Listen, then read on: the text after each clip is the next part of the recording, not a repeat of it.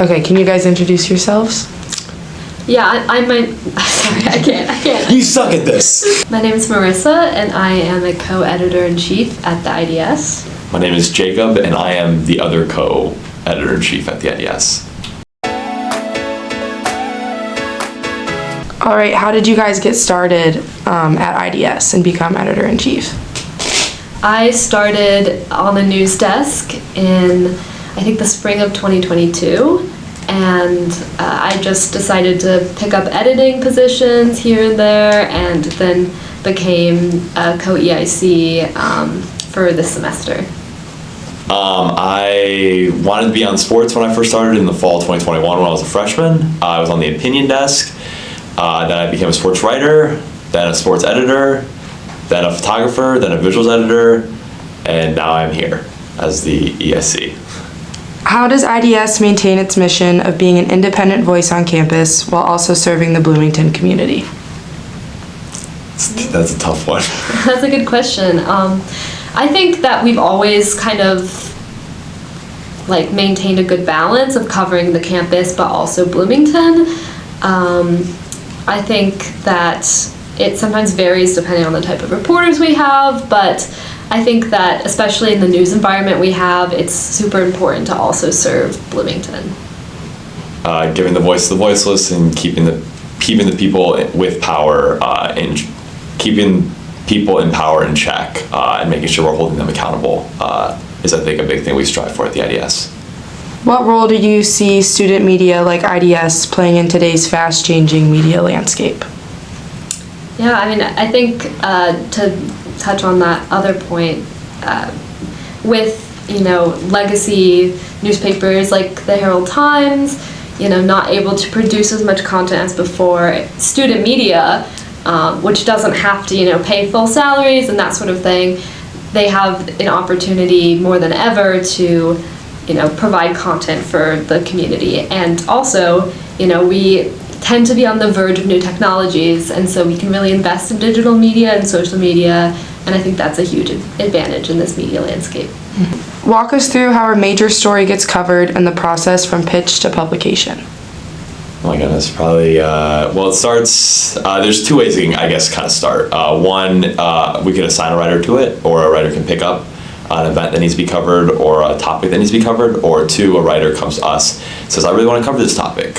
So from there, the reporter covers it, hopefully with a photographer, gets interviews, gathers information, they write a story on it, they turn it into their desk editor, they work with their desk editor a little bit, they kind of fine tune it a little bit. Desk editors might often suggest another interview, maybe suggest more information.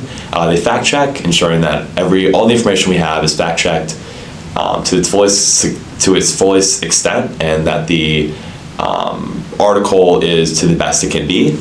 Once the desk editor feels like that, they'll push it off to management, and that's when Marissa and I, or our two awesome managing editors, Tori and Mia, when we kind of look through it, ensure that it abides by our code of ethics at the IDS, ensure that it's fundamentally sound, and then we publish it, and then the writer gets a byline for all their hard work. I don't know if you wanted to add anything. Well, yeah, and all the other components of the IDS too. We have it go out on socials. Our amazing socials team helps make that a reality. Some big stories we have build outs, so we have some people with experience in web design make those really beautiful layouts, and then when it goes into print, we have page designers put it on a spread and make it look great. What do you hope to accomplish during your time as EIC that will leave a lasting impact on IDS?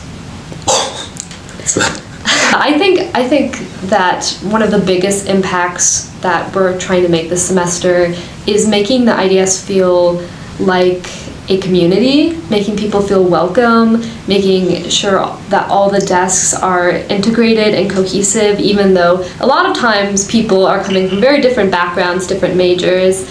And so I think that just kind of making it a place where you can do good work, but also have a lot of fun and make friends is one of the most important things for us.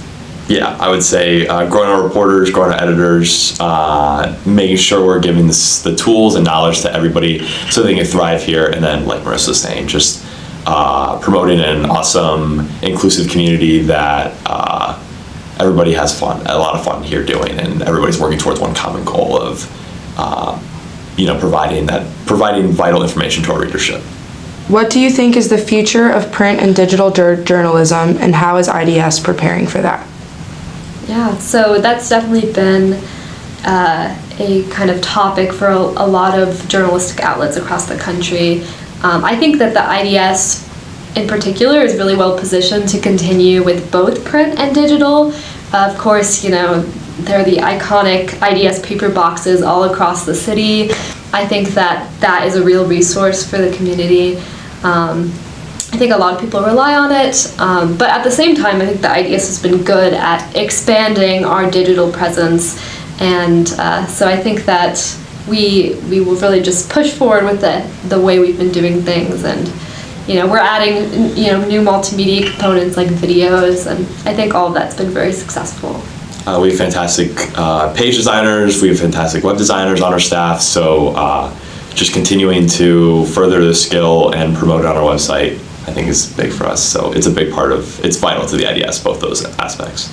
We also just published a letter to the editor talking about how important our print is. We feel print is extremely vital to not only our newsroom, but to our reporters within it. Like I was saying earlier, our page designers work extremely hard, and they do fantastic work, and they continue to improve every week to really demonstrate their skills so that they can also prepare themselves individually for careers at the next level past the IDS. We've had former IDSers who have worked with page design who are now designing pages for the New York Times. Print is definitely not going away. It's still a thing that a lot of major media outlets have, and the IDS is a great way to get experience. How has your experience at IDS shaped your career goals and personal development? Yeah, I think the IDS was the thing that solidified that I wanted to do journalism for my career. It was the first time I was able to have an experience that simulated what a real newsroom environment is like, and I think that's incredibly valuable. I don't think people fully realize how similar the IDS is to what the real thing is. It's the only way you can actually know what you're getting into when you're going through journalism school. To add on to that, our editing process, the way we are organized in the newsroom is very similar to how they do it up in the pros, I'll call them, whether it's print or TV. So just for this newsroom to be able to mimic what actually happens outside in like the real world, as if, not to say this isn't the real world, but for this newsroom to mimic that and be able to provide that kind of experience is just really cool to see, because I really enjoy my work that I do here. I know Marissa does too, and to see that this newsroom is alike so many newsrooms up at that next level is a really cool thing to see, and really encouraging. What is either your favorite story you've ever read from IDS or your favorite story you've ever written during your time at IDS? I think the favorite story I've ever read, the first thing that comes to mind is this incredible in-depth piece about a freshman who was at a party and fell down the stairs and hit her head and died. Obviously, very awful tragedy. It was written by Jessica Contrera, who is an IDSer who is now at the Washington Post. She's an incredible writer, and I think that kind of shows, the importance of the IDS in covering happenings on campus. Obviously, parties happen all the time, and tragedies also happen all the time, and it's important to have students who are tapped into those types of stories and can show the emotion that comes from those types of tragedies.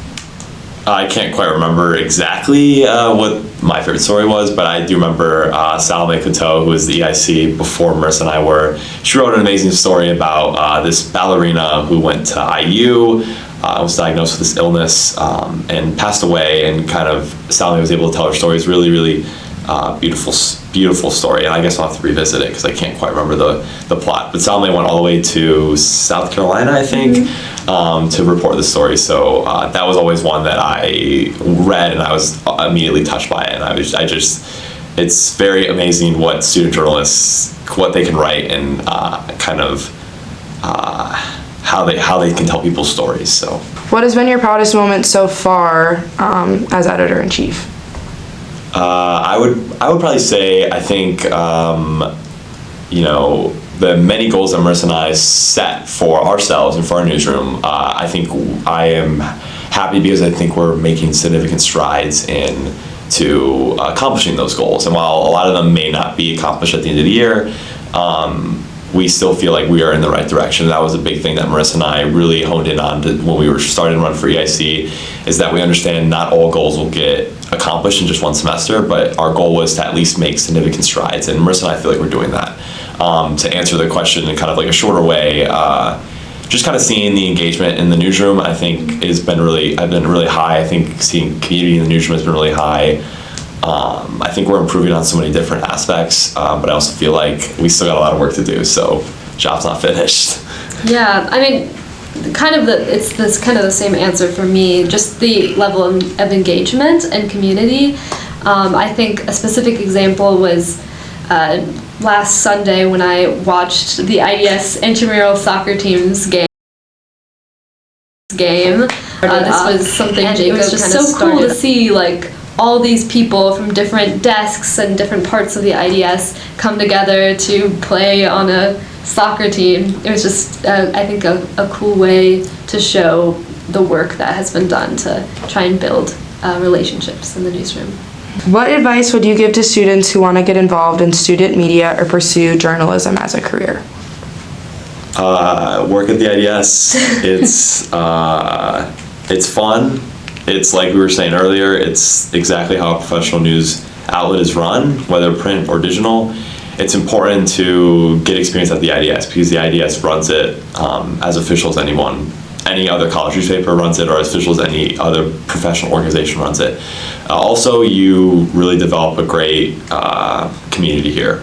You get a lot of friends that you're going to know for a long time, and you have a lot of alumni who come back and really talk about the time they had here and about the friends they made at the IDS. So just having that common goal of everybody trying to put together a product, trying to put together a paper, stories, social media posts, build outs, all that stuff, having that common goal of everyone is something really special to work in a team like that. I would say just jump in if you're interested.